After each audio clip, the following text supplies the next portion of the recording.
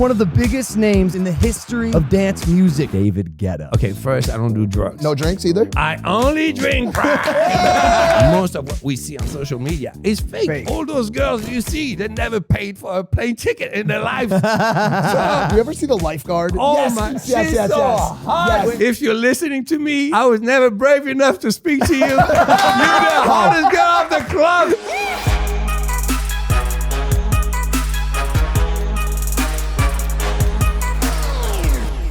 I have Morty with me. Why do I have this in my hand right now? This is yours. Yeah, And why thank does your I look like Stephen Hawking. yeah, right I now. gotta say this. You look like Stephen Hawking. Hold on what's a second. going on here? What? Now I was talking about your hair. Oh, I look like a cheap Enrique Iglesias.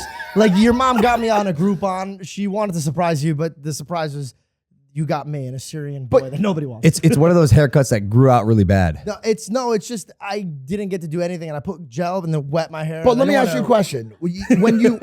When you left the hotel, because we just got here from Toledo, Ohio, great city, by the way. When you left Toledo, Ohio, before we got on the plane, your hair was glued to your head concrete. It was like someone had just poured cement. Yep. What happened to it between then and now? The Sugar Sean fight? Did you sweat? Real quick, just so Logan could just get by, because my stories are going to be a little Yeah, longer. keep it. It's a quick question. I had a lot of product. I put water in there, made a problem. It just now cements, why but did it's you- cemented down. I don't know what to do here. You know what else you did that upset me? I didn't poop in the bathroom. That was Mike, and he blamed it on I me. should have been there, but this was 30 minutes ago, so the fact that it's still Hold on a You smells- got to stop lying today, bro. You're a liar today. Okay. Hold on a second. That was you? Yeah, I told you I had to poop. I've been Why would farting you- for 45 minutes. All right. So this is my room at the Satai. We're staying at the Satai and we're shooting in our room for the next week. That smell will be there for that long. Bro, I'm doing what the best I can. What do you mean? No, you're not. No, you're not. Because if you're doing the best you could just walk in the other room and use the What other second room? bathroom. I didn't even know you had two rooms. There's four hallways in this didn't realize beautiful how room many at the rooms you Satai. had in Shout your out to the room, because I Satai. can't- I Honestly, don't we've stay been at the so Satai. happy It's too here. The room expensive. service is great and the views are fantastic. We're in Miami. Our guest arrived. He came down 4 floors because he also lives here. He got the penthouse. I want to bring him on, guys. We're being disrespectful as per usual. Talking about poop. Our guest today is one of the biggest names in the history of dance music who helped usher in the genre to the U.S. market. He has sold over 10 million albums and 65 million singles. He's also been streamed more than 10 billion times. 10 billion times. He's a pioneer. He's a legend. He is David Guetta. Pleasure. Unbelievable. David, I wash my hands. All right, just trust me. Another lie. And I know. You haven't washed your hands since the 3rd grade. Hey, David. Hey. Feels home. Yeah, well, this I have is the your same home. view. What a beautiful view. It's a nice place, man. Yeah, it's amazing. So how many floors above us are you? I'm not sure, but a bit of both. Is you been hearing anything at night that sounds like this? Never mind. Just Have you heard any moaning? Am I supposed to hear what you do at night? Girl's loud. You're that good? She's loud. Wow, man. You guys are both liars today. I'm like 10 floors above. You need to be very, very good. I mean, I'm not, but she is. You probably hear for like 30 seconds, like really quick. And then just, And by the way, you're hearing Logan moan, not even his girlfriend. He's just like, oh! I like that one. David, how are you, man? David. An absolute legend. We appreciate you blessing us with your time. Let's get right into it. Yeah, man. I'm here for you. You've been doing this forever. Like I said, you're a legend. And you're 54 now? Yep. How you got a 6-pack? Yeah, what? How is that possible? Yeah. You're ripped. Well, thank you. I'm not like you at all. But okay, I'm just eating healthy. That's all. What? No, I promise. I trained all my life, but I haven't been training lately, and I realized, except from being a little bit softer, but nothing is really changing. So I think the food is actually most of it, because like from my entire life, I didn't really know what I was doing. When you train all the time, you think, oh, that's what it is. Yeah. But now I'm not training, and it's just the same version of me, smaller and softer, but I'm still defined the same. You don't So- look soft. I mean, bro, I see the pictures. No, of you. not soft, but you know your muscles when you train, they're harder. Yeah. But but so now I'm like, but it's good. I'm starting to think like, I don't know, because for 10% better, I need to work 100% more. You know? Yeah. You're working smarter and not harder. Yeah, exactly. Which is fantastic. Well, I'm just impressed. Your physique is incredible. I have a dad. He's around your age, and I mean, he doesn't look like you. He's balding first and foremost. He hasn't sold over 10 billion songs. I don't think he sold any. But when I get older, I want to be like you. Yeah, right. So the last time we were together, Stad. Oh my God, that was so crazy. Yeah. Seriously, it was really an experience for me. I found that interesting because I feel like you would have experienced it all, but you were performing for like a billionaire hired you personally to perform the New Year's set. Correct? But what was crazy is that each person there, except from us, was a billionaire too. Yeah. We were the poor kids. No joke. Remember they were coming up to us and they're like, tell us a funny joke. It was like Dance Monkey Dance. We were This was me. we were the court jesters. No, but there. seriously, Yeah. it was honestly, I think I've never seen this. It was so concentrated, so much concentrated wealth. Yeah. Like I think the wealth in that room was higher than the GDP of like 80% of the countries. No. In the world. It was ridiculous. And you know what's funny? Because I don't think you came at the dinner the day before. I was sick. All right, yeah, exactly. So I was at this dinner, and everyone around me was like 22, 25, and a billionaire. And there was this kid, and he was 19, and my kids were at a different table. So I'm asking my neighbor, why is this kid here at the table with us and not with my kids? You know, it's like, well, he's 19, but he sold his company for $3 billion. I'm like, wow. I came back home. I'm like, kids, you need to wake up. like, what are you doing? Like, you're late. Like, seriously, it's crazy. Meeting young billionaires is always hard. They make me feel like I suck. No, but really, Yeah. like, it's the first time in my life that I felt like this. No, really, because it was so like crazy, because a lot of the money there was also not from family. Yeah, new money. A lot, which for me is more impressive. Sure. Because if you're a billionaire at 22, that's insane, and you made it yourself. That's crazy. Yeah. And you had to do a set. Well, you got to do a set for these people, but I imagine, performing for billionaires, it might be a little harder, more nerves. No. You got to get the energy flowing. You know what's funny is, like, people say, "Oh, how nervous are you when you play like ultra?" Yeah. Like 100,000 people.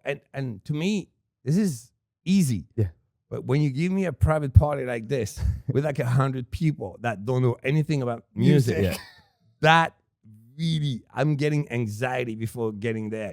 Because like it's I don't know. It's like I have no idea what they're gonna react to. So. Well, and there was that the energy was relatively low. Like it was like you were in this like converted pool that was like covered. There was like a weird dancing show going on at the same time as you were performing. I just remember looking around. I'm like, yo, this is fucking David Guetta. Why are you talking about Ethereum right now? Like, stop. And Madonna looking at her feet. Yeah. Not looking at everyone. It was like But honestly, I had a good time. It was so interesting to meet all those people. Really, really interesting for me. It was a lot of inspiration. It's cool to hear that you're still finding inspiration, even though I look at your career and I feel like you've done it all, right? And even in Stad, I got to meet your son, Elvis, great kid. And I told you the thing that impresses me most about you is your longevity, right? You've been doing this stuff forever and you continue to make hit after hit after hit. In October, you were the 4th most streamed artist on Spotify. Personally, I can't stop listening to, what's it, So Good?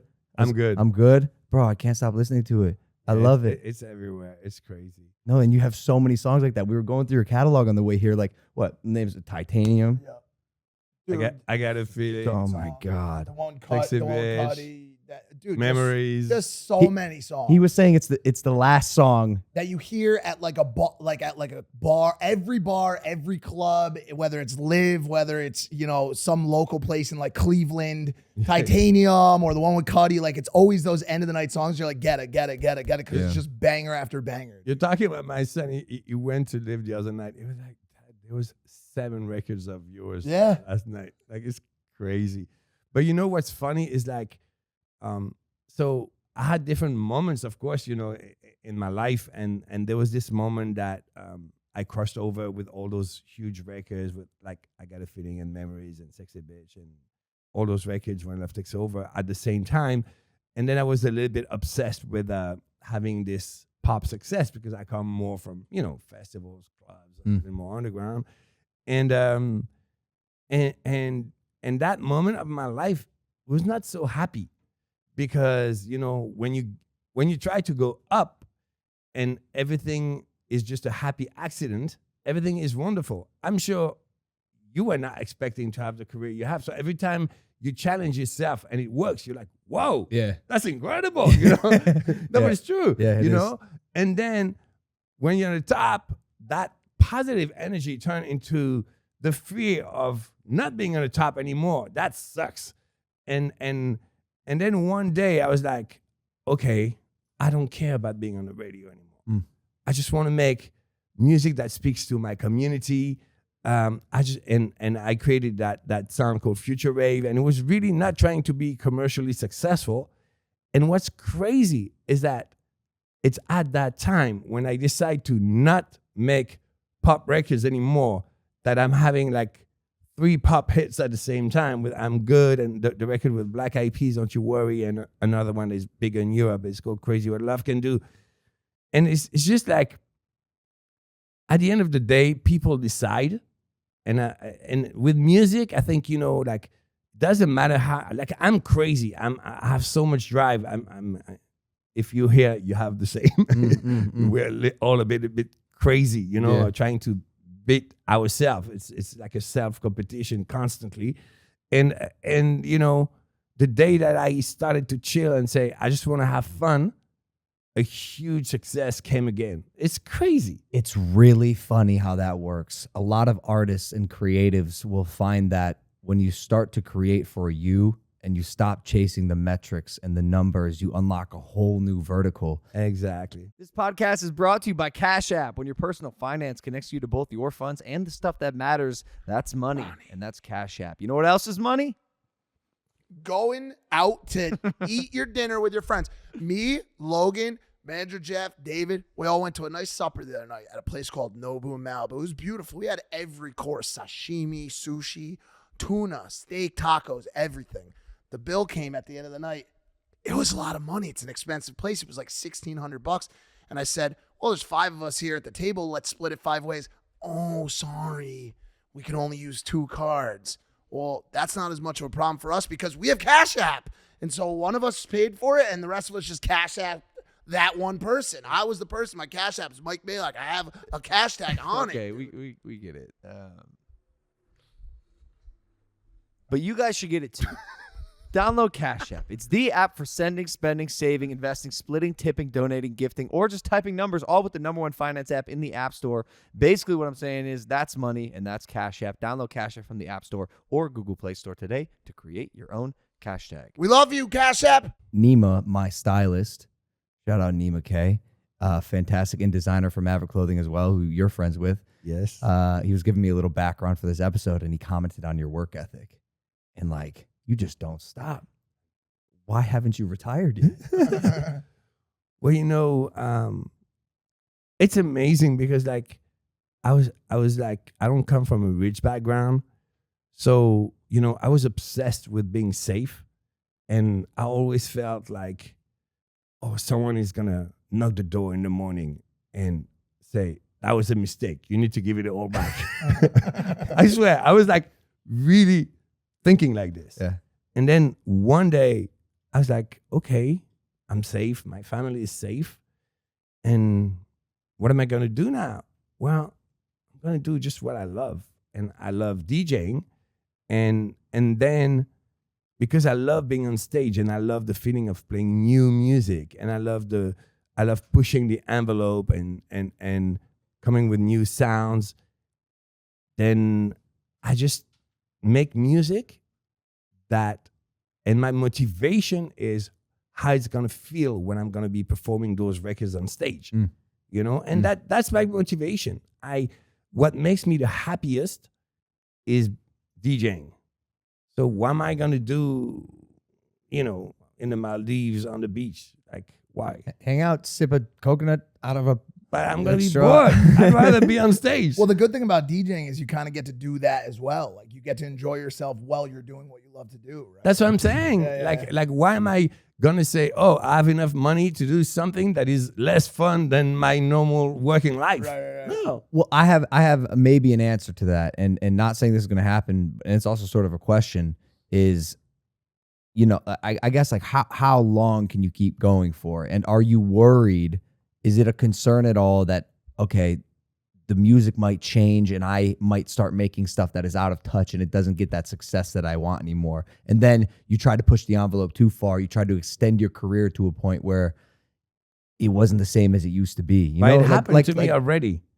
Wait, That's a good thing. Yeah, no. I mean, you don't really see it, but it happened. I've been successful. Like, I've been a DJ my entire life since I was 14. But like, let's say commercially and globally successful, it's 20 years, 21 years. So like in some years, like in the recent years, I was extremely successful in terms of credibility, but not pop. So it's all a matter of what people consider success. So you would speak to some pop artist 4 years ago, and no one would want to touch dance music because it would be like, oh my God, dance music is dead, And they would think probably I'm not successful, but I was actually killing it, in festivals and we talked about the Future Rave, and your friend Nima is helping us, So all of this. It's all related. Like what is success? For me, I don't really care about people recognizing me in the street. Really, I don't. Like zero. I don't really care about fame. What I want is my music to be successful. Like I love that every time I've been on an Uber, they're playing my music every time. It's crazy. And I see those guys. They don't know it's me. And I see them looking at my shows on videos the entire trip. And I'm like, this is crazy. And it keeps happening every single day, That I love. Or just the fact that I'm selling tickets and, I'm selling arenas and that's amazing. But it was never about, I've been a little bit famous by accident, honestly. I'm more like an introvert. So, and it's actually very interesting. I'm discovering in the music industry that, you have like nerdy people that they love, just being in the studio, making beats, and one day they happen to be successful. And you have other people that they're good like you with being like, on the camera, you know what I mean? It's actually two different things, but we are asked to be both.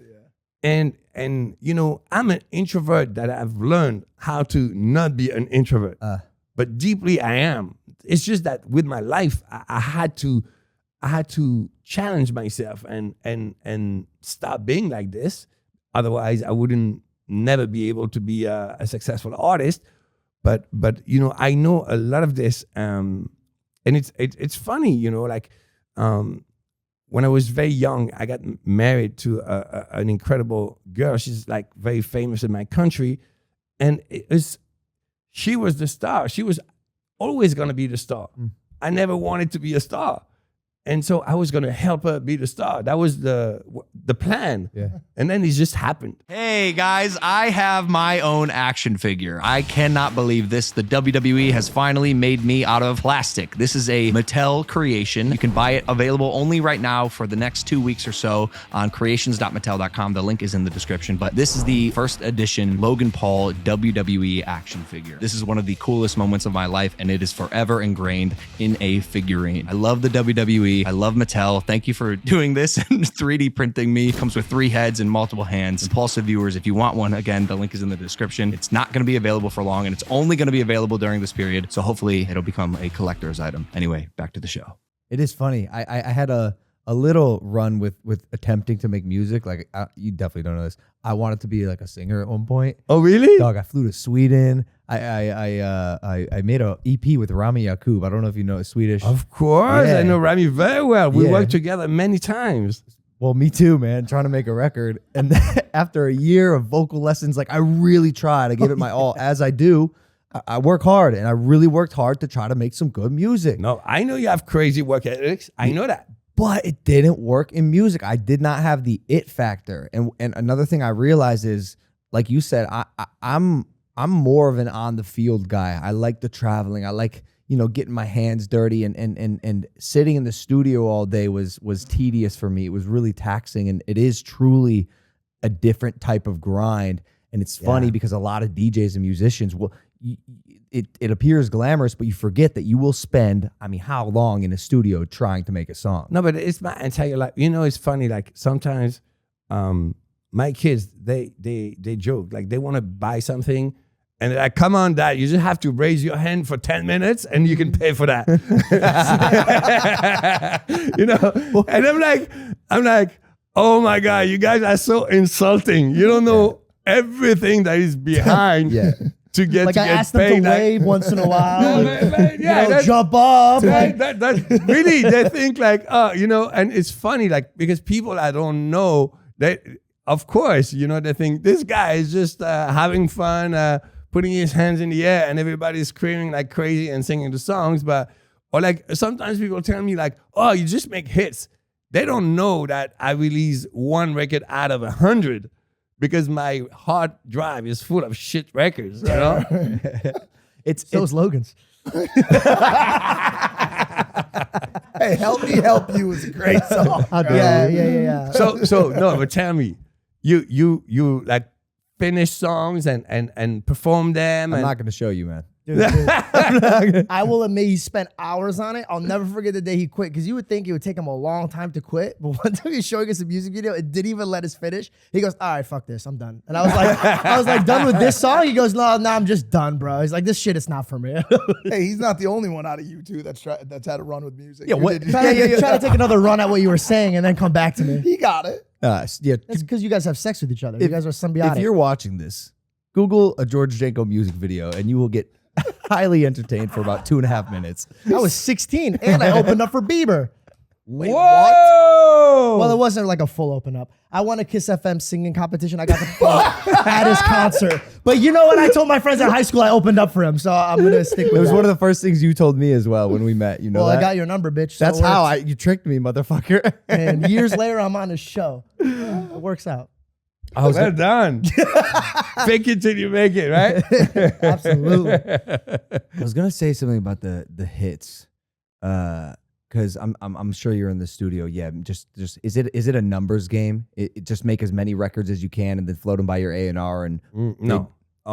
Actually, the experience is the only A&R is really real A&R. At the end, it has to be me. yeah, right. So and also I see probably the difference between a lot of DJs and the top people, like let's say Calvin Harris or Chainsmokers or myself, is that we actually spend time with songwriters working on creating songs, where most DJs receive song and produce them, but that makes a huge difference, because you have this, this industry in Los Angeles that with the songwriters that are writing every single day, like 4 songs or 2 or 3, and it's like a factory, but of course this is a little bit soulless, Yeah. and I'm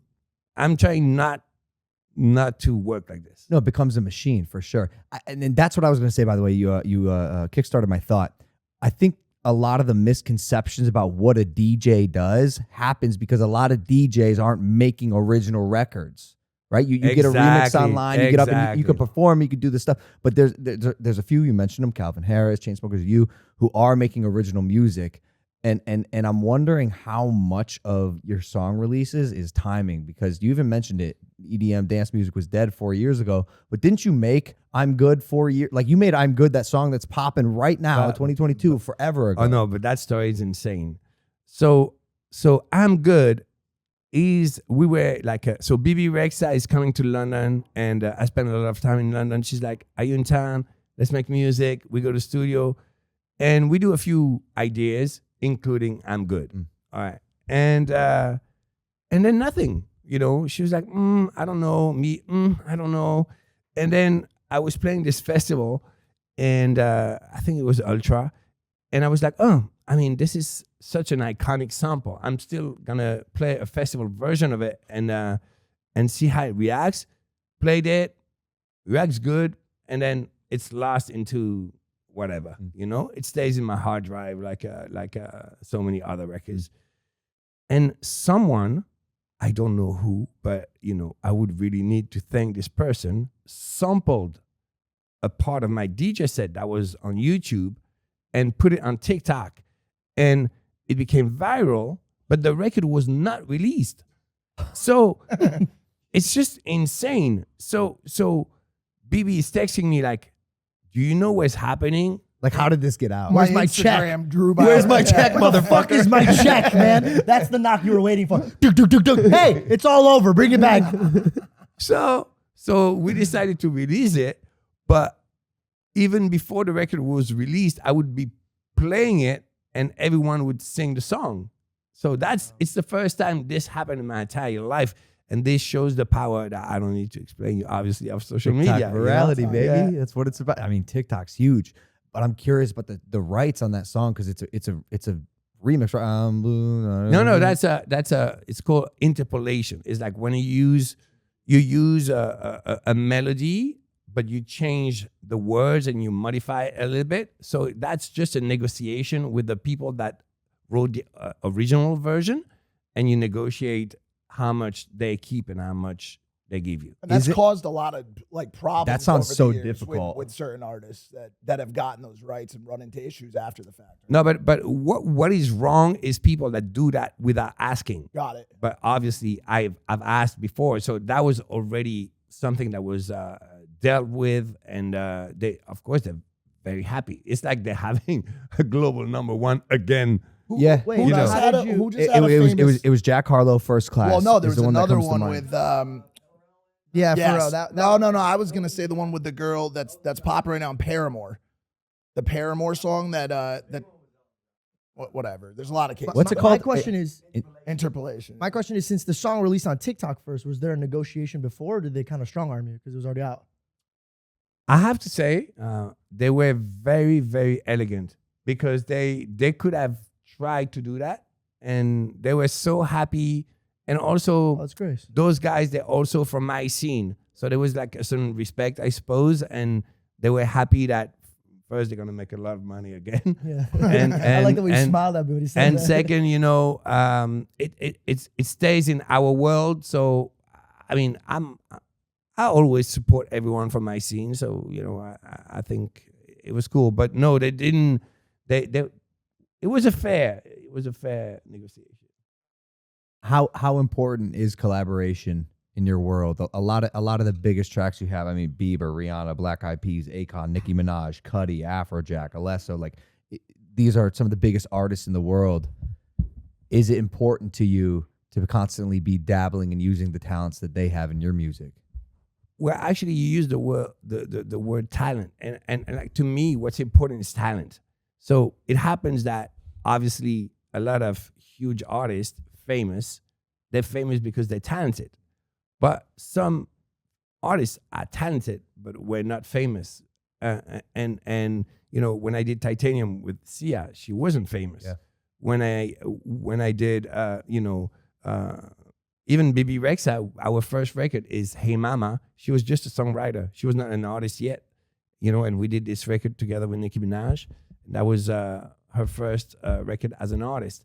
So what I'm trying to say is, yes, of course, if you have like a huge name, it's gonna help you, you know, be successful.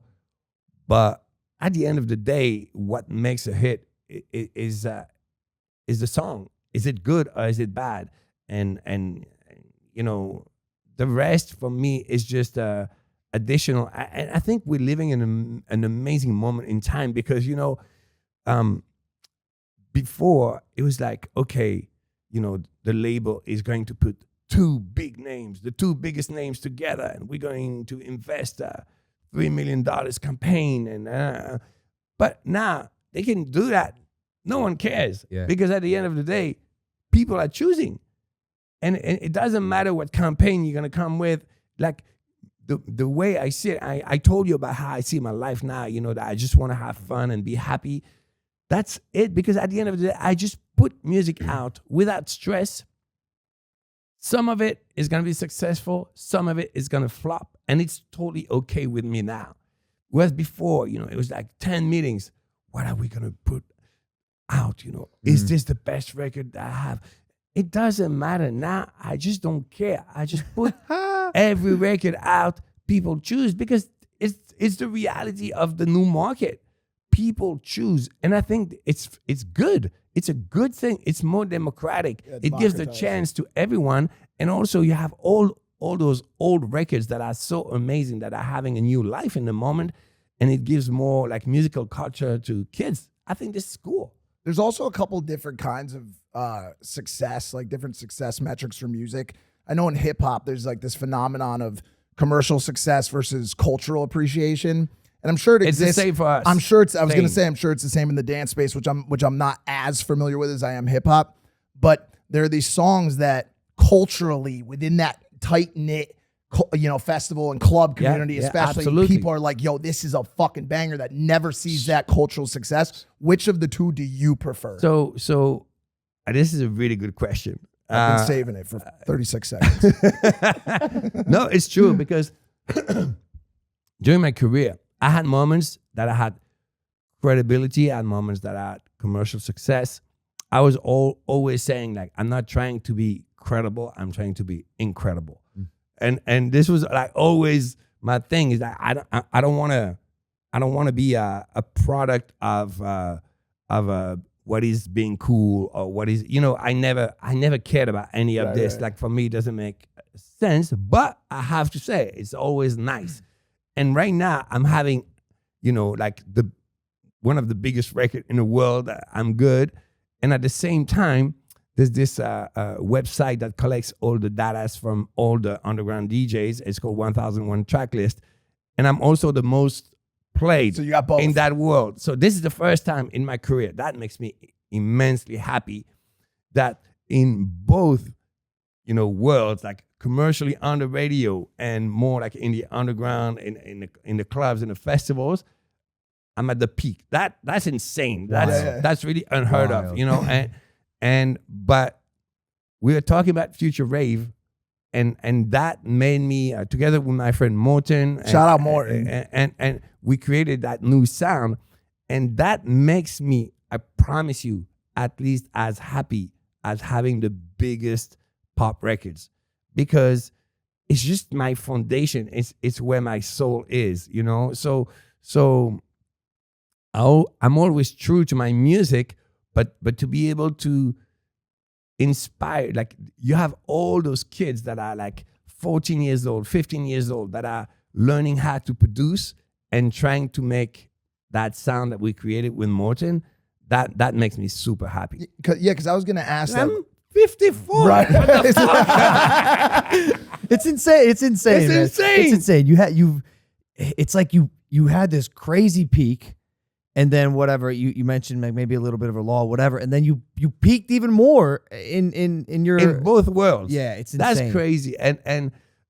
But really, at the end of the day, it's like, and this is why I'm trying to give to my kids. Like the only thing you guys know that what makes success is and then people call it talent, is work.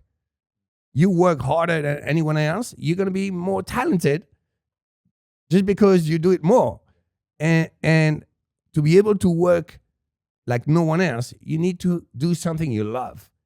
And I think we all quite lucky here because we do something we love. And I think like this should be really like the essential of education, that, come on, You need to do something you love. You're gonna spend your life working. Yeah, I've been preaching this a little bit. I think kind of off topic, but not really. I want to make a play at education reform eventually when I climb my second mountain after I fulfill my personal goals and achievements. I want to contribute, do acts of service, and I think education reform and starting with the natural or the inherent attraction that kids have to whatever they're used to, and then fuel that, right? Like what do kids love to do, and how can we maximize their innate ability at that thing? Yeah, because there's got to be an intersection. It's not only what you love to do, but unfortunately, it has to be what you're good at too.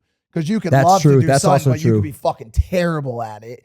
And then what kind of mentors are we being by saying like, yo, keep going with that, keep going with that? You know what I'm saying? Like, you gotta be honest. You gotta be honest. You have an inherent capability at what you do. So the fact that you love it, it's a great intersection, right? Or do you think that if you have that passion, you could develop anything? So if I want to be a basketball player really bad, of course you're gonna have your limitations. That's what of course you're gonna have your limitations, Mike. You got a fucking rod in your leg. But really, I believe that talent is overhyped. I think talent is 20%. Yes, it's true. Okay, if you don't have a 20%, then it's gonna be hard. Yeah. But 80% is work ethic. It's just like, but the craziest part. Okay, I don't want to go too deep. I mean, you should. But okay, all right. Well, podcast. There's something else that I think is because there's also the limitation, because I am not saying whatever you want, you can have it. Like everyone says this. Chase your dream. Like honestly, I think this is bullshit. And it's like, but my point of view is more like, if you want something, give everything you have, and then you'll have no regret. Mm-hmm. Yeah. Because then if it doesn't work, it wasn't for you. But at least give everything you have. I think, a lot of this inspirational videos, they're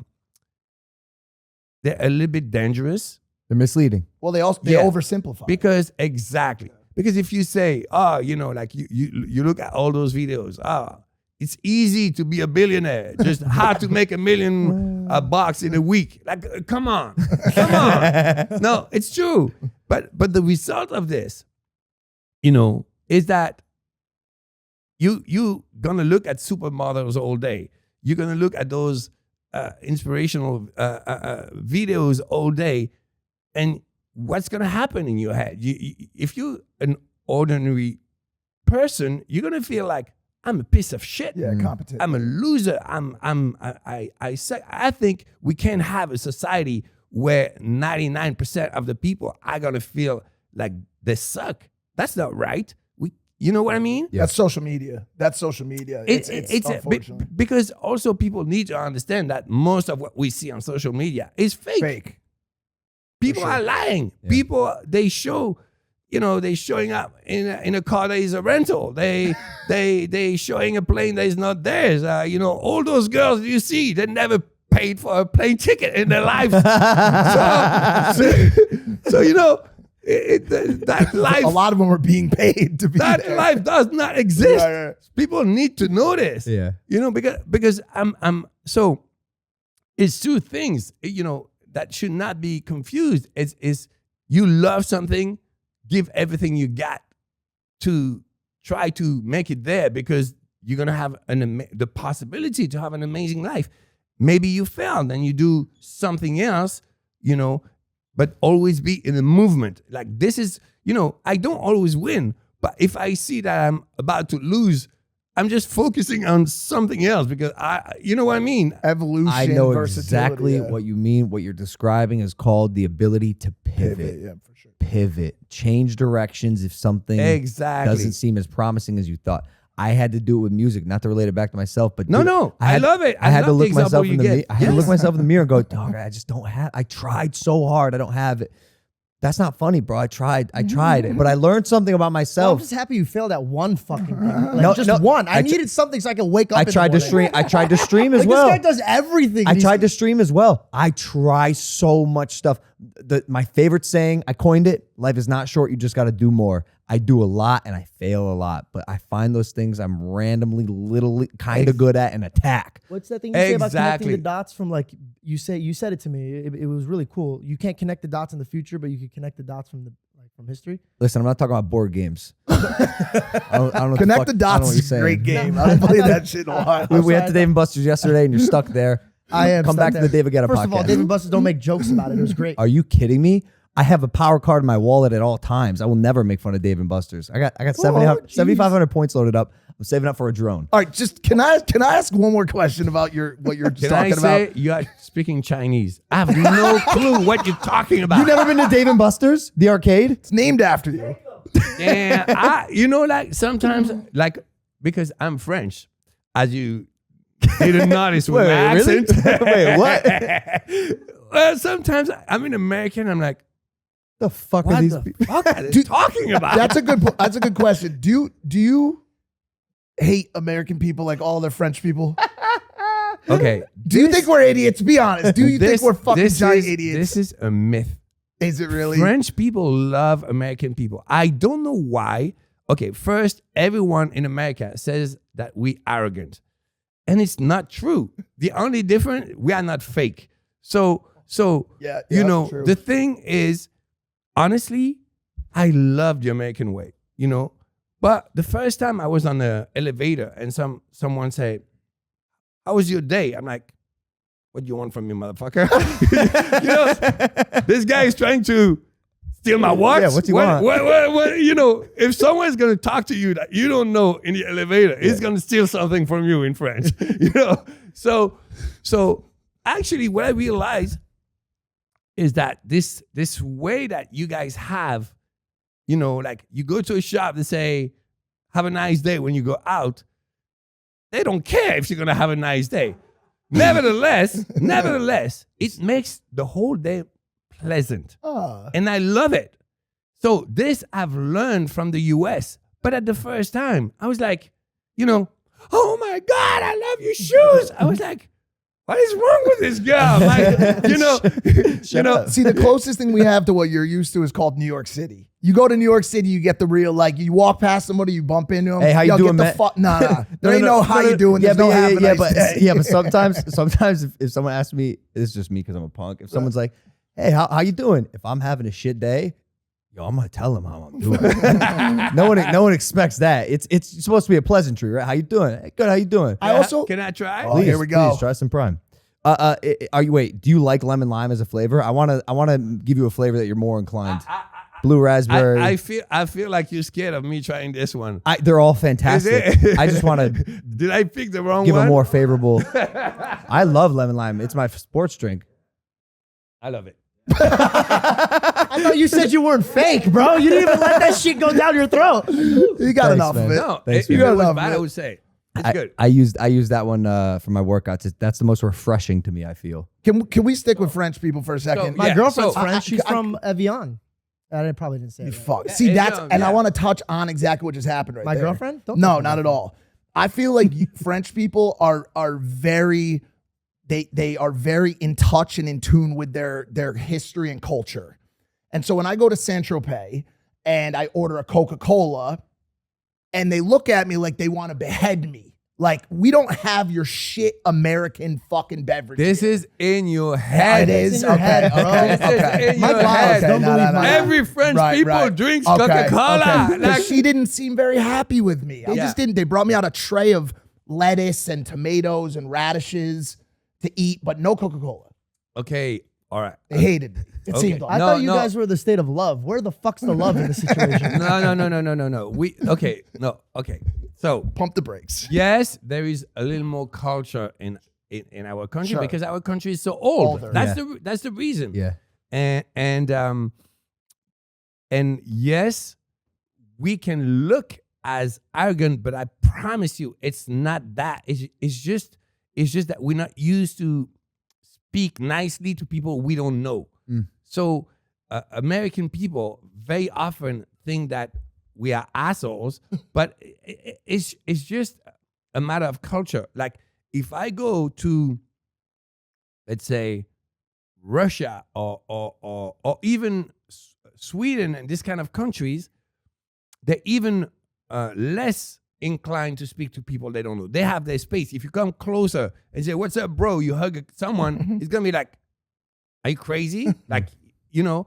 And this is all cultural. I remember one time having a meeting with Jimmy Iovine when he was doing an Interscope, and he was we were talking about beats, and I was doing I Got a Feeling, and I brought my ex-wife, at the time we were married, I brought her to the meeting. And in France, when you meet someone, you give two kisses. Yeah, for sure. So he was this huge music executive legend, you know. The biggest. And the biggest. Created beats with Dr. Dre, all of this. And she comes and try to kiss him to say hi. And he got scared. Like, really? Like, he went back 2 steps. Like, what? Yeah. Like, you know, because so I think a lot is cultural. Cultural misunderstanding or differences. I'm surprised Jimmy Iovine didn't know that was French culture. Maybe he just wasn't expecting that's it. like or that's something. like that's like pretty heavy European culture. Yeah. I will say though, and not to diss on European culture, the kissing is tough for me. That's a tough one to swallow. I don't know you. Why are you kissing my cheeks? No. I'm not gonna kiss your cheeks. Listen, I totally understand that. Don't go to the Middle East. They do it for a bit. No, stop. I There's swear, no bro. way. I'm not even joking. That many? The longer, the more respect they have for you. If Well, it's- what's it's the you. max? What's the max time? Oh, you don't want to go there. No, but you know, like there was a moment that it was 4 kisses, and you would go to school. Imagine 30 kids in his class. You mean like, oh my god, like me, I would try to skip it. Like I'm like you. Yeah. I don't really like that. Yeah. You know, You do But it when you leave, too? honestly, yeah. So imagine how much time this is. That's a lot of kissing. Yeah, that's a lot of- I'd ghost from parties. So I love the way you guys do it. Like when you like someone, you do Yeah, a give 'em- yeah. quick hug. That's really cool. I love this. No, we have a lot to learn from each other, of course. But Coca-Cola, we drink. And still smoke in the But- restaurants. Cigarettes. Oh no, that's I don't know if that's a good Oh, well, thing, well, but, that club is outside. you know, everyone smokes in France. It's, Yeah, yeah. it's Yeah, crazy. yeah. It's like, you know, when you see one of those movies that are about the 60s and you see that everyone was smoking all the time, it sounds completely crazy, you know, now. Yeah. We're still like there. Okay, so question, because to me that seems a little backwards. It's like the rest of the world has caught on that smoking is factually, unequivocally horrible for you and can contribute majorly to lung cancer. And yet, you know, a lot of European countries are still doing it. But then in the other regard, European countries lead the way in so many regard. Fashion is one of them. Music is another. Why is it that I feel like culture-based stuff tends to influence the U.S. a little bit after it hit Europe? That was a loaded question. Um, Fashion and health combined. No, it's I don't know. It seems like backwards in certain regards. No, but it's funny. But It's a cigarette, bro. They like it. no, but right. But But the like funny you thing know it's about it- bad for you. No, I but don't so know. is Bella McDonald's, smokes a cigarette and when that's she all we drinks. eat here. So Thank it's you. so it's fucked Thank up. you. It's fucked up. It's like so is alcohol, and that's all we. You know what I'm saying? So What it's are you like talking about? they figured. I don't eat McDonald's. No, I know, but we all in America. No, we're all but- fat and obese. They don't have a. I think there's something about, you know, for us, it's like we love the cafes, you know, let's, you know, have a glass of red wine and smoke a cigarette and speak about life. This is how I like picture a French person, like the glass of wine here, sitting like this, super tight in the legs, and the cigarette in this hand, and going, See, this is why we're Hey, not man, allowed you're in racist. Paris. Do I look no, like see, this? this is why we're not Do allowed I in look fucking like Paris, this right bro. now? If you guys We- want we to cancel suck. Logan, there's 2 polls here. No, it's not about being canceled. I love France. I want to be able to go there and not have people look at me like I think everybody goes, oh. Well, first of You know all, what I'm they're saying? already gonna have a problem with you as soon as you. I'm way too loud for France. I'm way too loud for France. I think also American people see us as too feminine as men. I'm, A little bit. I don't know about that. I know No? you guys make incredible. Well, I know you guys make look, because incredible look, lovers. when he was like doing a French guy, he was like this. Look at you there. So asshole. I don't know. No, but to that me- wasn't to me- looking very manly. No. To me, that's like class and sophistication. Like when I don't know. This to me seems like you're about to do a fucking deal or tell me that someone's about to get killed. Okay, that makes. I mean, me I would say think France is like the something. classiest, probably the classiest country, right? I mean, At least when it comes to love and romance. yeah, Yeah, I think we're good with that. Yeah. we highly respect France. I was just kind of picking your brain on it, to be honest with you. But really, there is an idea from American that we don't like them, and it's not true. We love America, and all the kids are Americanized to the max. Right. Mm. To the max. Like And- English classes growing up, or no. No, but not only that. It's it's Music. all the music has a huge influence, obviously, and the cinema, and that's the reality. You know, like French hip hop is huge, like massive. I've heard massive, something massive. incredible. And the only thing that I have to say about it, it's sometimes it's a little bit too American influenced. You know, like if you look at UK drill, you know, I love it because it's just so different. You know, I spent a lot of time in living in London, and they have their own identity. I think what's funny, like if you compare, like you like hip hop, so we can speak about New that. York drill, the UK You know, drill, or or Chicago. like in France, what's interesting is here there's a combination of ghetto and glamour. Like in France, if you ghetto, you ghetto. You're not. We don't have that glamorous. You know, if you see like hip hop videos, you're gonna see some kids in the hoods that are wearing like Chains, track driving suits. Benz. No, no, track in suits. France, no, no right, gold, right. no nothing. Right. Like no, you're from the ghetto. You Sure, know, sure. So and this is something that is very that's the difference. But musically, we are so under American influence. Absolutely. I mean, there's nothing better than America when it comes to entertainment. That's just facts. We're good at that. That's facts. Is it because we're idiots? Americans,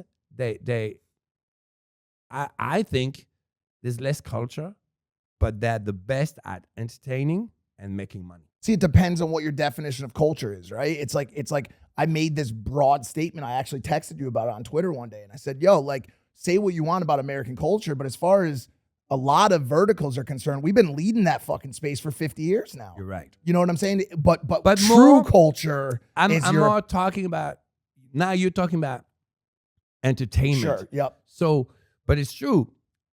Probably today, hip hop culture is the biggest Right culture now. on the planet. Right now. Yeah, it is true.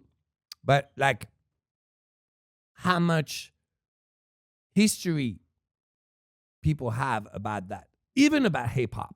How much do they know about, Not enough. you know, Not enough. soul, about funk, about, you Run know, DMC, even early hip hop? Yep, yep. They probably don't know. like Rick, all that. You know what I mean? Like, it's just like, it's a lot of living today, right now, what's hot today, what's hot right now, where are we going? But, you know, and it's because maybe of the history of Europe, we always study the past. That's new. That's new in America. That's the shit that I actively try to fight against. That's social media shit. That just started in the past 10 years, call it.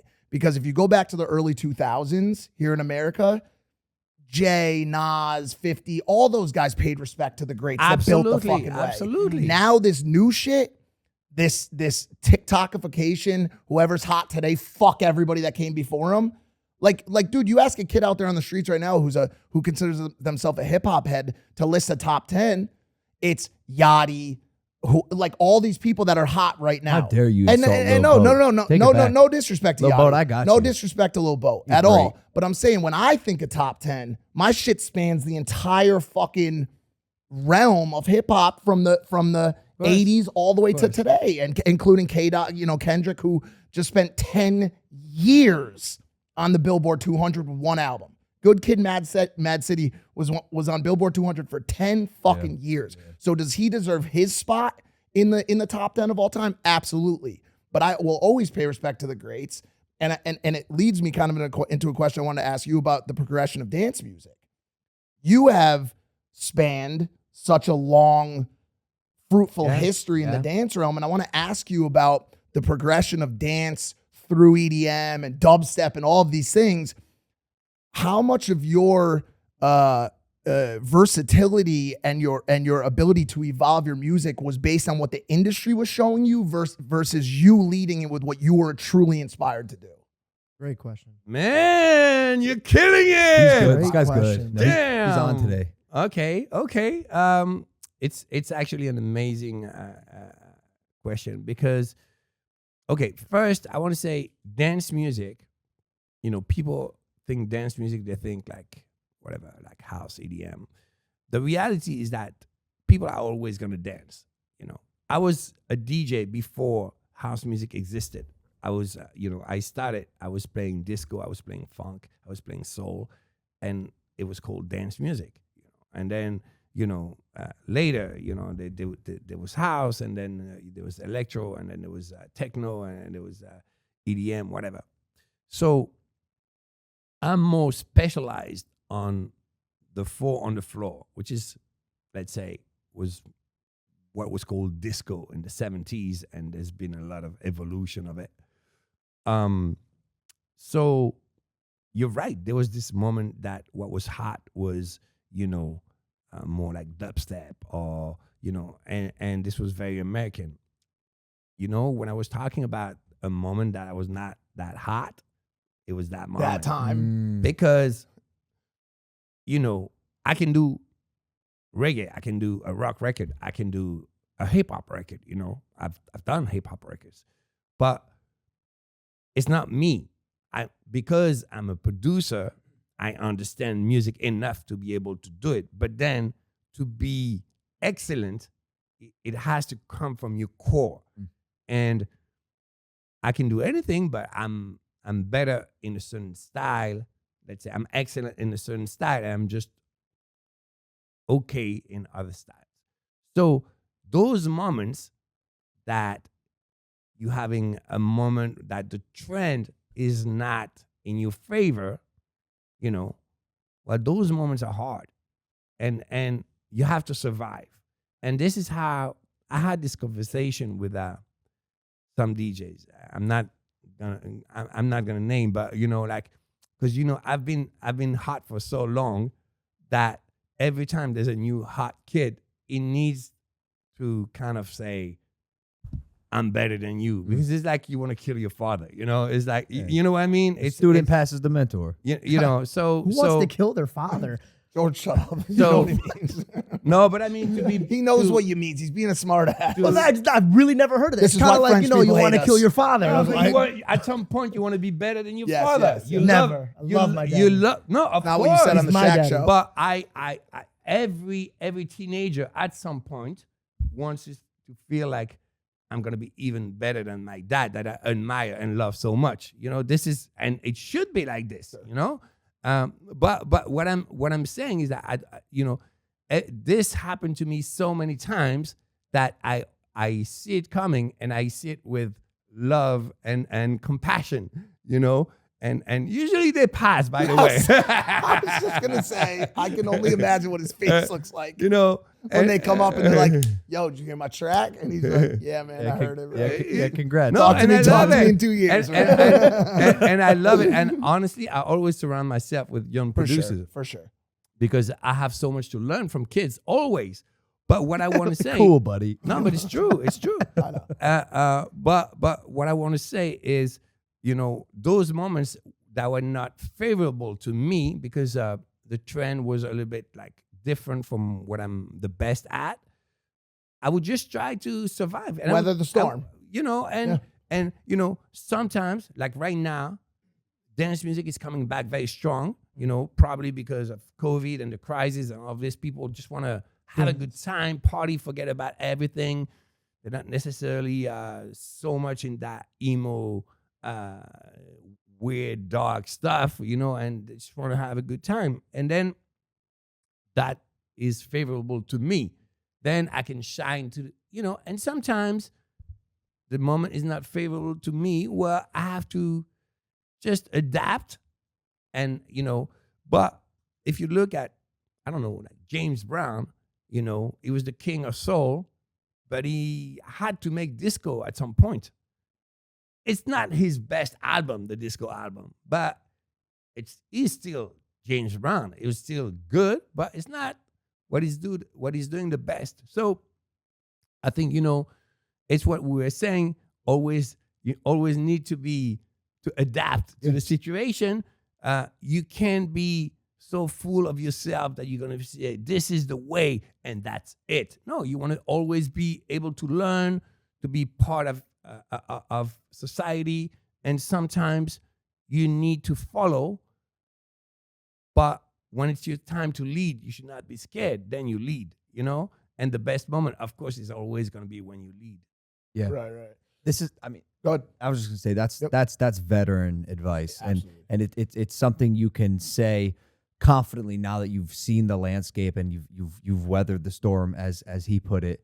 And it's funny because in our realm, technically I'm a vet now of social media. How crazy is OG, this? I'm a vet now, bro, man. Like triple.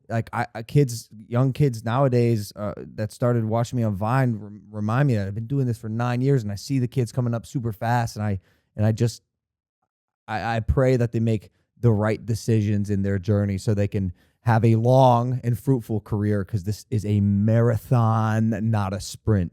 Some kids, they see that quick rise of fame, they see those numbers, and they start frothing at the mouth because they're so excited that they found success so fast. But it's not about that. It's about maintaining it for a really long time. Longevity is the name of the game. Yeah, baby. That's it. Yeah, absolutely. And love for what you do, because that's what gives you longevity. And I think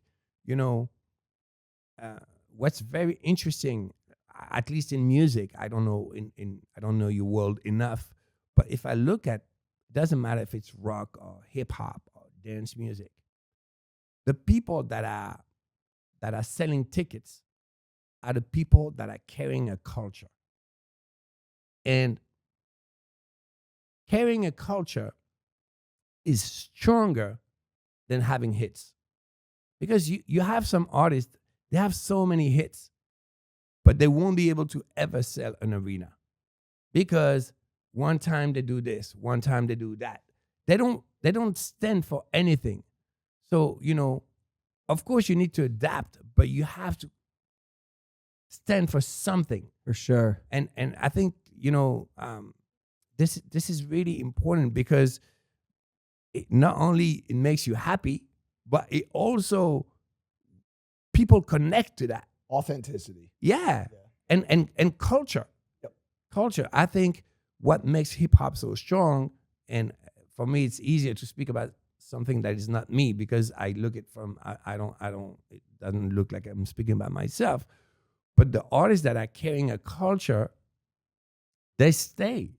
They when they tour, maybe they're not in a global top 10, but when they tour, they pack the venues, you know, and I think this is what matters. And in my case, I always, fought for dance music culture, for our music to be respected as well as rock was or hip hop was, and not look at it only on a pop point of view, because we look at I'm good, okay, it's amazing, it's fantastic, I'm having pop success, but like I said, future rave is as important to me as this.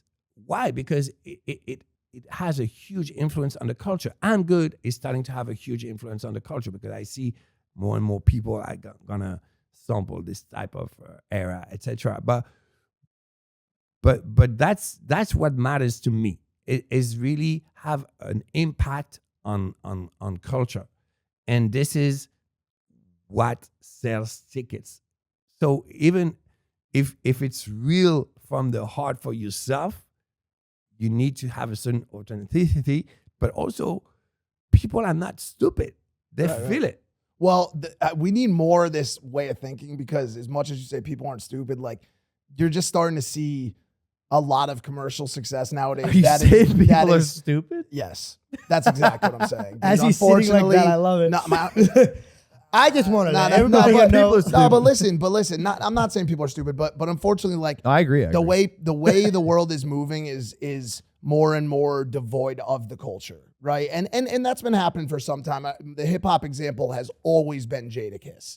In our world, in the hip hop world, Jadakiss was always top 5 dead or alive. He controlled a lot. The Lox and Jadakiss controlled a lot of the New York City hip hop scene. They were like the most culturally loved trio of the late 90s, early 2000s. Never found commercial success, but everybody on the streets knew that Jadakiss was the fucking guy. And I feel like that example exists in all of these different spaces. But I have a question. Yeah. So this artist, was he selling tickets? No, yeah, yeah. You know, honestly, because me as an artist, what matters to me, can I get on stage and perform to a good audience and a packed room? See, the equivalent. The rest, I don't care. Right, but the equivalent to that for him was like if you went to a street corner where people were selling crack in New York and his song was playing. Oh yeah. So that was like his equivalent. So it's not like a direct equivalency. But all I was getting at with that was just like, I love that is your forward-thinking approach with the way you do things, because I'm telling you, dude, that shit is just lacking, especially with social media leading the charge. Everything that is done in this space now is about numbers. You ask a kid who their favorite creator is, whoever the fuck is getting the most views that week. You know what I'm saying? Like, and it's not always based in substance. It's not always based in art. It's not always based in creativity. It's who could put the most Zorbies into their pool. Who can, you know what I'm saying? Like, I'm sorry, dude. I've been saying it for a long time on a lot of different shows. The culture's whack, bro. The culture's trash right now. I think bro. it comes, there's positives and negatives. There's positives and negatives. For sure. That's what I believe. I think, for sure. Like, for example, with music, I think there's might not be that many DJs that are making it big, but now people that are DJs can make a living. You know, I think that's cool that they could go on a stream and get donations. But I have to ask you a question for the producer hats. What was your first DAW you ever produced on? Actually, I started on Ableton, and that's still what I'm using, Ableton Live. At some point, okay, I loved, we became very friends with all the kids from Swedish House Mafia. They were kids at the time, and me too. And I was like, oh my God, you guys sound so amazing, you know? And they were using Logic. So I had this moment, very stupid moment, that I thought their music is good because they're using Logic. So I needed to learn Logic, you know? Are you back to Ableton now? And I'm back to Ableton. Ableton is sick. It's very well-rounded. This is like our version of like Final Cut versus Premiere. Yeah, it's like the same conversation. By the way, you guys, I'm interested by you guys do your edits? So the answer is, if you're doing your job correctly, no. If you're not good at optimizing and you feel like you have to have some sort of creative control, yeah, some creators will do their own edit. But as a business person who's trying to optimize their time, typically you should not be doing your own edits. But like some creators like Mike, I think probably even Emma Chamberlain too, are like super hands-on, and there's a lot of merit and respect in that. But for a lot of other creators, it's important to be able to use your time doing other things and building the rest of your empire versus sitting there making cuts. And also, if you hire the right editor, they have so much more talent than any of us have when it comes to editing. That's an art in itself. Yep. Like editing is underrated. What a profession. Yep. The best editors on YouTube are like, some of the best videos on YouTube are because of the editors. Shout out Hayden. Shout out Hayden. We love you. Shout out Reed. Well, I love what you're saying, because, you know, we're talking about longevity, I think probably one of the secret of my longevity is that I have no ego. If anyone is better than me at anything, is welcome on my record. Step up to the plate. 100%. Yeah. Actually, that is the answer. That's fantastic. Ego is the death of man. When you can Absolutely. operate It's without the that, worst. dude. Oh my It's the gosh. worst. Take It's that the shit behind the worst. bar and shoot your fucking It's the ego. worst. It's ego killed so many careers. And yeah, every time, we're talking about like when I see younger generation, all of this, I love it. I embrace all of them. I go on TikTok, I go on Instagram, and I follow producers showing what they seriously, and they're like 16 years old, 18 years old, and sometimes I reach out to them because I see usually they don't know how to finish the record, they don't know how to make it a hit, but sometimes they have amazing ideas, and I'm like, come work with me, you know. Cool, man. I love that's that because, but it's true because this is the way to win. If you think the problem with talented people is they know they're talented. And because they know they're talented, they develop an ego. And once the ego is controlling your life, you're going to lose. That's guaranteed. Guaranteed. I think also what you just said, empowering the younger generation with all the knowledge that you have. Exactly. We just said this on the Shawn Michaels episode. Like when you have a great, like yourself or in the WWE, Shawn Michaels, this guy we just had on, one of the greatest wrestlers of all time, who's now coaching the up and comers. I think that's invaluable. Like your legacy can continue to last on and influence the next wave of art. Yeah, amazing. It's so. I did have a tactical note or a question for you. I'm curious what you think your best strength is in the studio. Is it your melodies? Is it your songwriting ability? Is it your ability to put the right people in the right room? You're connecting. What is it? So it's funny. We had this conversation. The conversation we had it many times with the most talented musicians, the most talented songwriters, and because I was not how do you say I didn't grow up with classical music. I was not classically trained. I always have a little bit of a complex of, like I feel I have this, how do you call it? Imposter syndrome. Imposter syndrome. Yeah. Join the club, man. What are we doing here? None of us are supposed to. How did we get here, man? Exactly. I told you. I thought every morning someone was gonna. Yeah. Every morning I was waking up, they're gonna knock the door and tell This me is to a give back mistake. everything. Yeah. That was a mistake, you know. So I have this many times, and we're having the conversations about talent, and I'm like, oh man, I wish I could play the piano like you, and all these guys that are so amazing with words when we write songs, and I was like, I suck compared to you. I feel guilty that I'm more successful than you, and I'm saying it. I'm honest, and this is really coming from my heart, and they're telling me, but you have the ultimate talent because you can hear what people want to hear. And I don't know how to explain because I can play a little bit, I can produce, I can mix, I can do it all.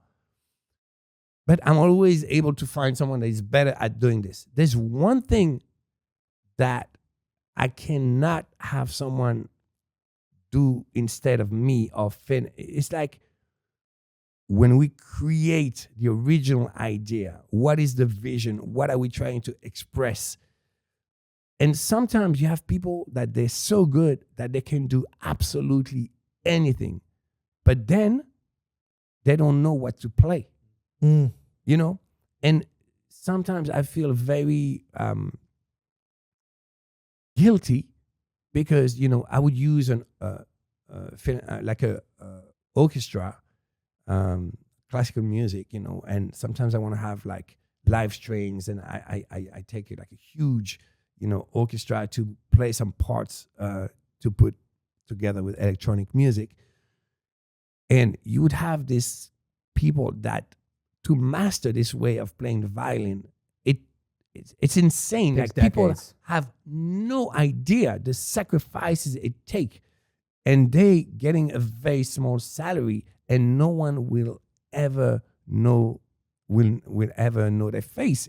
They're not going for fame. They're not going for money. They're not any of this. They just want to master one thing. And I was really honestly feeling guilty about this. And I had conversation with some of those people, but they would tell me, but if you put me on my violin or a piano and tell me, write a song, I would never be able to do it. And it's just a different talent. Me, I'm good at creating. That's my best thing. And it's like, I'm sure you can edit, but what you're good at is creating concepts, ways of communicating, like Thought versus execution. It's like Exactly. those violinists Exactly. are executors Exactly. at the high operators at the highest level. exactly. And to be a exactly. creator, to truly be a creator, you have to be a conceptor first, And- a and- think tank. Exactly. And I think being an artist, really, at the end of the day, I'm trying to say this when I work with like younger producers, and I'm telling like, okay, it sounds incredible. Your kick bass is wow, but you just sound like me, or you just sound like Swedish House Mafia, or you just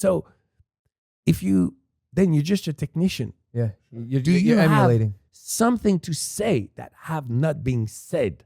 Do you have a way to see the world that is original? That is what makes you an artist. That's you're describing artistry. It's that magic, indescribable thing that, I mean, for you, what if I had to describe it, sounds like you just got the ear. You got the ear 100%. for Curation. culture, taste, curation. Which is the that's it. That could be, talent's great, hard work is great, but that could be the thing that no one else has, that differs you from everyone else. In all fields too, Steve Jobs was very much on that vibe as well. There's all fields have that. So Right. guys, Yeah, it's you're called the right, It Factor. you're master. Yeah, You're yeah. master. They have a vision, and they go, "Hey, I need you, and you to put it together." Elon, a lot You're of a people. visionary, my friend. yeah, This has been a music heavy episode, which culturally, as we talked about earlier, is incredible. But I do want to ask you some, he hates superlatives, but I want to ask you some questions because there's two parts to being a globally renowned superstar DJ. One is the music, the other is the scene that music exists. Yeah, I'm on. glad you're going And so here. I want to talk to you really quick because right now you exist in two worlds, one being Miami, the other being Ibiza. Let's talk about that. It's a whole separate conversation. Ibiza. What is the? Say it again. That was George. How would you say it? Ibiza. Okay, perfect. That's how I would say So it. normal, bro. Because in the That was so normal. because in the UK how they say it in the UK. They say Ibiza. or Ibiza. It depends on who okay. you You're ask. saying Right? this? Are you talking to drunk people there? Hold No, on, that's what stop. they say. So my question to you is first of all, since you've existed in all these different places, what is the craziest party city on the fucking planet? Dude? It is Ibiza. It seems pretty easy to answer. You well, know- well, I have a question. Because Yeah. don't you have a place there? yeah. So how do you survive? Well, okay, I'm a little bit different. Okay, first I don't do drugs, so That helps. that helps a lot. Because you're the only person on that island that does. Well, yeah, You're probably one right. of the only. If you go to Ushuaia on a whatever, what's your night there? Monday. If you go there on a Monday night, I assure you that 95% of the people in that room are either on 2C, K, or Molly. But not that's in the VIP. But some people just have a drink. I promise you. Right. But no, I don't because you're making. I don't want people to be scared to Of course to not. go to Ibiza. Sure, Honestly, sure. it's not that bad. And it's just me. It was, everyone goes out for different reasons. And when I was a kid, I'm a teenager, I would go out, and all my friends, they wanted to, they were going out. They want to pick up some girls. I didn't care. And other ones, they would just get completely crazy drunk at the bar. I didn't care either. I was just obsessed with the DJ, listening to the music. So everyone goes for something they into. And well, I don't disagree about what you're saying because you know the party is like very wild and everything. But at the same time, why do I love Ibiza so much? Well, because most people are there for the music and understand it. So I'm having an incredible time in Vegas. I play for Win. The pool party is insane. EBC. And yeah. Yep. And yeah. People, they go hard, you know, and more with alcohol. And Sure. and it's fun, and it's I think it's the sexiest pool party on the planet. It's insane to have 10,000 people in a bikini. That's where do you it is crazy. Right, you know? right. And or like sometimes I see the pool full of people. I mean, this is crazy. You know, Do you ever see the Lifeguard? Not to take you off track. oh my God, this It is hot. the funniest thing No, ever, But bro. did you see the Lifeguard? Because there's this girl. Oh Yes, my! yes, she's so hot. Yes, Wait, yes, really? Yes. It's There is crazy. one Notorious lifeguard that hot is, like she It's is crazy. so hot. I know Oh my exactly God! what you're Okay, talking about. if you're listening to me, I was never brave enough to speak to you. You're the hottest club. You're the hottest girl of the club. Yo, you need to do what they did in the slam line. she's Slam gonna line. get this. He Just- got to go fake drown in the pool That's what I to was get gonna say. CPR from the hot No, he lifeguard. doesn't. David Haddon, if you're watching this right now, Jasmine, you know who he's talking about. Make it fucking happen. Hold on, Next- no, that's boring. You telling me David got to take a swan dive in the midst of his performance, faking drowning just to get resuscitated? I like that plan much better, David. But okay, anyway, You were good at pivoting there, buddy. That's funny. Have you But, ever had a situation where a girl fucked up your set? I want to hear more one about girl- Ibiza. Hey, one time that was really crazy. One time, I was playing a concert, and a girl came during the day, went under the stage when they were doing the construction, and waited the entire day, which means she probably had to pee on the floor or whatever. It's not right. something very Respect. sexy, but she was really, really driven. Waited the entire day and just like jumped on me on stage to kiss me. And I felt bad because, you know, security grabbed her like it was like a rugby match. It was really Oh my bad. God. Yeah. Oh, they beat But the I was shit like, out of her. I felt really bad. I felt really bad.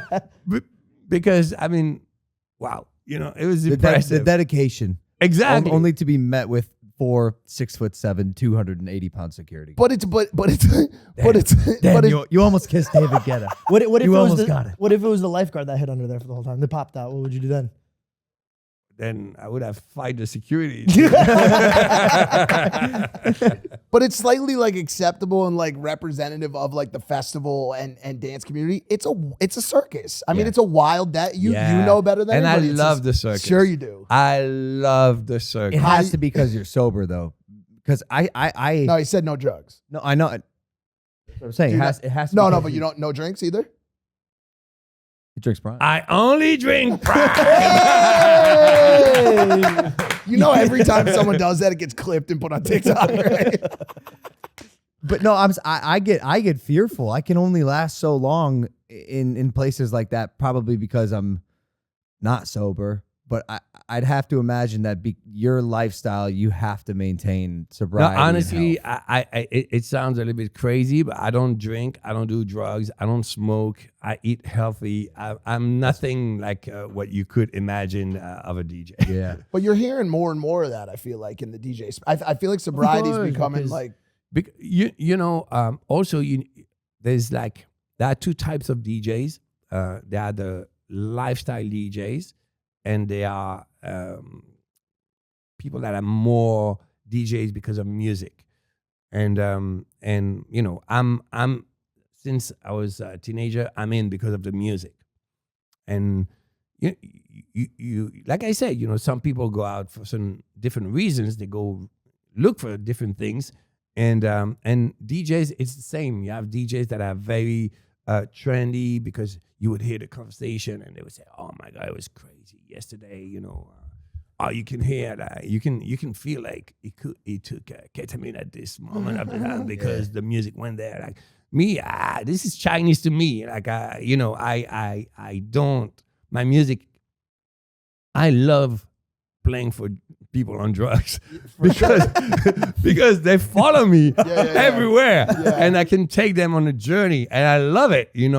But personally, that's not what I do. The same way, I know that actually people that take a lot of drugs, usually they like other DJs better. The people that drink like me, because I'm more like happy, positive, feel good, So you would have a lot of people ordering bottles when I play because it's a party, It's like it gives a sense of celebration of life. Sure. That's why the clubs love you, because you probably sell out every fucking VIP every time. Because you look at some of these other, I know exactly what DJs you're talking about that play for people in K-holes. I know exactly who it's definitely not fucking you, bro. But I want to ask you, like, on that note, what does your booth look like? Because I look at like Drew and Alex, for example, Chainsmokers or Diplo. The booths are always packed because they interact and rip shots with the fucking people in the booth, and everybody kind of turns up together. But since you don't do that and act more as a guide for the people in the crowd, is your booth, do you generally have a bunch of people in there with you? Like, I love that too. I have, actually, it's interesting. We're talking about Ibiza. I have 2 shows. So there's a one show that is called Fuck Me I'm Famous. And that is more like a very sexy, lots of, have this girl that is super sexy, and she's flying in the air, carried by balloons, a lot of amazing dancers, and I play sexy music, That is more like production, a show, I'm alone on stage. And then we have Future Rave, and that is dirty. Exactly. Yeah, I love this is that. a little bit darker. This is a party. I have like probably, 50 to 100 girls on stage with me. It's a party. Everyone is dancing. Everyone is drinking. But, it's not like I cannot connect with someone that is drinking. It's just that I'm not doing it. I take a drink from time to time. It happens. But it's not like, it's not my motivation. I don't need to drink to be able to DJ. I started like this when I had my first professional job in a club. I was 17, and I was drinking gin jet vodka tonic. I remember. Imagine like one drink, you're like, and I started to have this habit. And of course, anytime you challenge yourself, it makes you nervous. Yep. And of course, we all know that. Alcohol, Liquid courage. It's exactly. Yeah. So I started to realize that every time I was playing, which was 6 days a week, I was taking 3 of those drinks. So I was like, I am becoming an alcoholic. It's happening, and I'm only 17. Sure. So one day when I was like 18, I think, I completely stopped it and never started again. It just doesn't seem sustainable for It's DJs. impossible. I would never be there, but can you imagine? Nah. I've been doing this my entire life.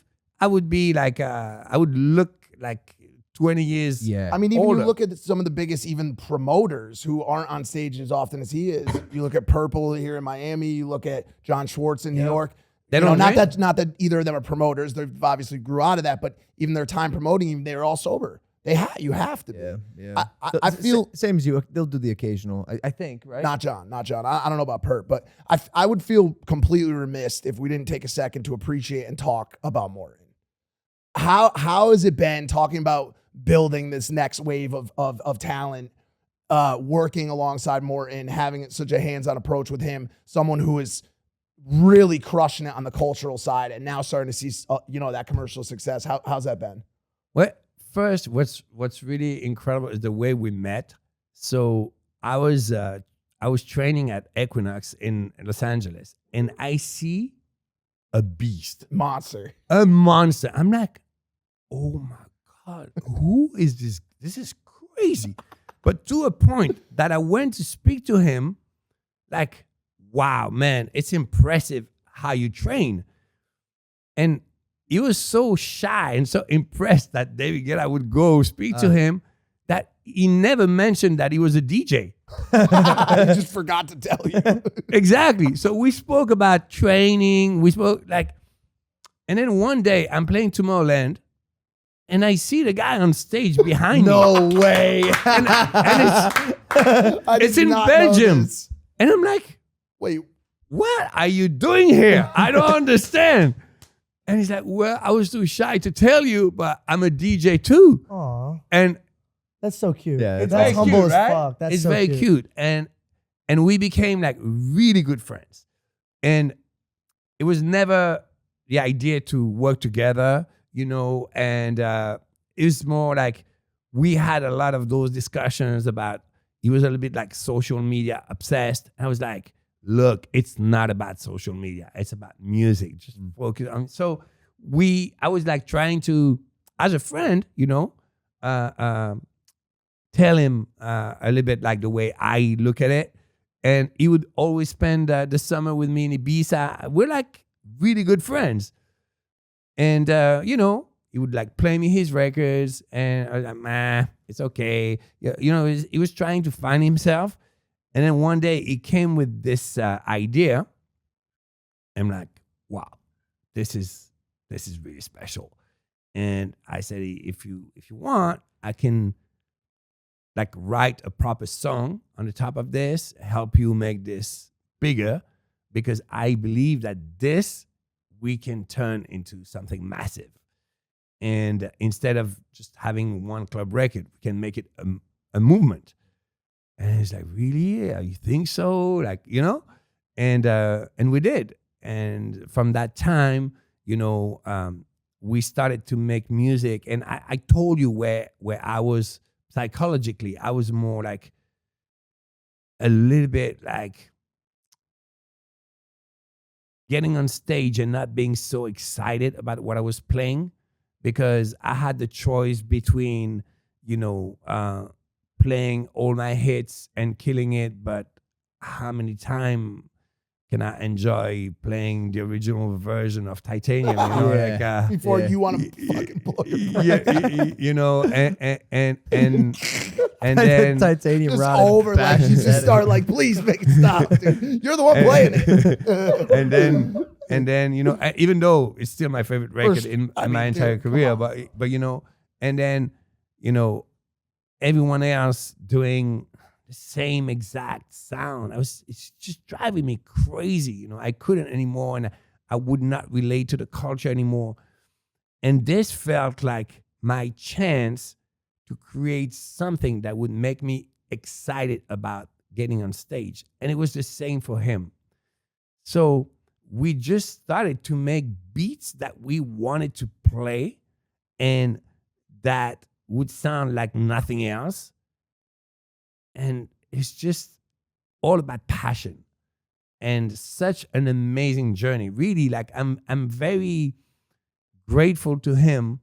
It's funny because we have these conversations, like he's grateful to me because I helped him tremendously to become like big and you know, he's getting booked everywhere, playing all the biggest festivals, all of this. But he brought me that excitement of that you get when you're a teenager, you know. And even now, we're getting on stage. So we did the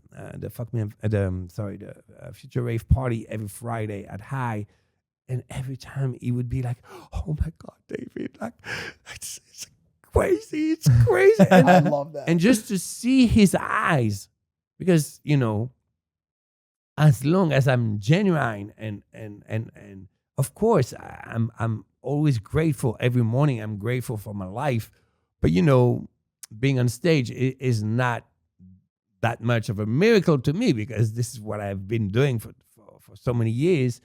But him, I see in his eyes the miracle it is, and it makes me realize how lucky we are to be able to be there and to be loved, you know, and to share our passion with people. So this is what he brought to my life. It's like a new sparkle, and I'm very grateful for that. I love that, dude. What a That's beautiful really story. fucking moving, dude. Like, you get to almost live vicariously through that moment that you remember from your own, you know, early Exactly. days of being on those stages for the first Exactly. time, and you get to relive it alongside. So Exactly. that's just such a pure fucking story, dude. From beginning to end. Because you that's probably just have so amazing, many bro. people coming up to you, be like, dude, you gotta check out this. It's the greatest thing you'll ever hear. And then this No, guy of didn't even course. want to bring it up to you. But you know, plus like I've been, because I've in the past I've signed very big DJs that became very big. So I've signed Afrojack when he was not famous, or Nicky Romero, like people that came really huge, and you know, I helped develop them, all of this. So I only do this if I really believe in someone. I never ever sign someone just because I want to make money, because it's just such a involvement, and it's so time consuming to develop someone and help them, that, you know, I don't want to do it if I don't really believe in the sound. And so yeah, many times I have people approaching me, but I never wanted to do this as a business. And I'm always saying, you know, like, I don't do it for like, oh, the little percentage I'm going to take from you. I do it because I really believe you're going to bring something into my life. And, you know, it's when we did it with Afrojack, it's funny because he wanted to make songs, and he didn't know chords. So I was like, okay, you can't have anyone writing anything interesting if it's just a beat that is staying on one chord, and you just have this bleep sound. It's very cool, but you can't make a song out of that. So I'm like, okay, you're going to teach me how to make that bleep sound, and I'm going to teach you how to make a hit. And you know, and the rest. So what I'm trying to say is, like, I always want the person to bring something into my life, into my music journey. And Morten did, because, like, you know, my ear is so pop. It was nice to have someone coming back to me and say, oh, man, this just sounds cool. And he's like, it's a little bit musically poor. Yeah, but it sounds cool. He brought you yes, back to the basement. He brought you back to the exactly. basement. And I love Exactly. that, dude. And honestly, that Exactly. symbiotic value, like, just hearing about that, I automatically think of me and you, bro. Like, I just think of that value of meeting someone and that exchange of just energies. And it's just Exactly. such a fucking Exactly. awesome thing, and what it creates Exactly. in new entities that you never thought would ever come about. You know, and it's you know, awesome, like bro. we did something in New York. Was, oh my God, that was like one of my favorite show in my entire year. I did a David Guetta show at Brooklyn Mirage. Oh, crazy. And then we added a Future Rave show together with Morten. So then I was I like, think okay, I was there. yeah. I You came were, to that you one. came, Incredible. Incredible. exactly. So I was like, you know, as I'm gonna do, we did first the Future Rave show, and then the day after David Guetta. So I'm like, as I'm gonna do David Guetta after, let's go full on Future Rave. And usually I would be a little bit shy because, you know, I have all my fans that they want to hear my hits. So I need to always find that balance. And this is my exercise. I'm walking on a tightrope of being, you know, interesting and new and fresh. And at the same time, people want to sing along to my songs. So that day I was like, no, the people that want to sing along to my songs, they're coming tomorrow. Let's just go full on, you know? it. And it was so much fun. It was amazing. I felt so light. It was really incredible. And yeah, I love working with him. We're about to release a EP together. And yes, this is like a new for me and him, by the way, like feeling 19 again. Damn, that's So awesome, cool. bro. That teenage excitement, man. Yeah. And that show was amazing, by the way. The venue was incredible. The Mirage, venue the was venue was incredible. Damn. And then the crowd was just going crazy. And I was surprised to see just how crazy they were going, because I knew it was new-ish. Exactly. No, totally. It's new. Yeah. It's new. You know, like it's like a music genre. Genre. It's a music genre, and it's only 2.5 years. That's nothing on the scale of, of history of music. So, and people, it takes a long time to get to a new sound. So yes, it works. Well, Brooklyn likes to get out front. They like being out. They like being. Are out you from front of Brooklyn? No, but I'm an East Coast guy. He is Dylan, and not that there's a comparison between the East Coast and Brooklyn, but like New York City and that area likes to lead. And Brooklyn especially, from a cultural standpoint. Shout out Dylan. I know we'll probably start winding down. I wanted to ask you to bring it full circle. We started off the show talking about Stad. Where are you for New Year's this year? Do you know yet? It's a little early. I do. I'm doing this Latin America tour, and I haven't done this for a few years. I am so excited. Like I love doing this so much. I remember when I started to tour, I was telling my manager, we do those meetings about what's the strategy for next year and what type of shows are we doing. And I was always like, I don't care as long as you give me Colombia and Brazil. Nice. So is that where you are for New Year's? And so I'm gonna do New Year's. I'm not sure where I am, but I'm doing all those Latin American. Oh my God. And it's crazy. We just put it on. I could not believe it. We just put the tickets on sale, and I know that in Chile, on a weekday, I sold 30,000 tickets in 2 hours. Yes. And it's just my it's God. crazy. So I'm so excited about being back to Latin America. Brazil, New Year's. Those people that are so warm, it's incredible. I love playing to this crowd. Well, I can tell you, I'd want to be in Brazil on New Year's. I don't know if it's the same reason as you, but it's a very, very beautiful community of people down there. Yeah, At I agree. least. They got a lot of lifeguards down there, dude. Yeah, it's amazing to sit here next to you, man. Your childlike excitement now about what you do and the love for what you do, you could really feel it. Thank you, man. No, it inspires me, man. And you have written and rewritten the history books when it comes to music and musical culture. And I cannot wait to see how you continue to do so. Thank you. And really, I want to say something because I really didn't know what to expect. Yeah. And it's crazy. I cannot believe that we actually spoke about music for real, that we spoke about life in a deep way. And that's unexpected. Yeah. I was like, this is going to be fun. And, and it was. But really, that was excellent. They don't call it the number one podcast in the world for nothing. Yeah, man. bro, that's Thank you very Impaulsive. much, man. David Guetta, dude. Thank you so much for joining us this episode. Ladies and gentlemen, if you get a chance to see or go to one of his shows, go to one of his shows. If you're not going to go to one of his shows, listen to his music and hit that subscribe button on this channel. Please. Subscribe. Hit that subscribe button. We love you. We will see you next time. Take it easy. Peace.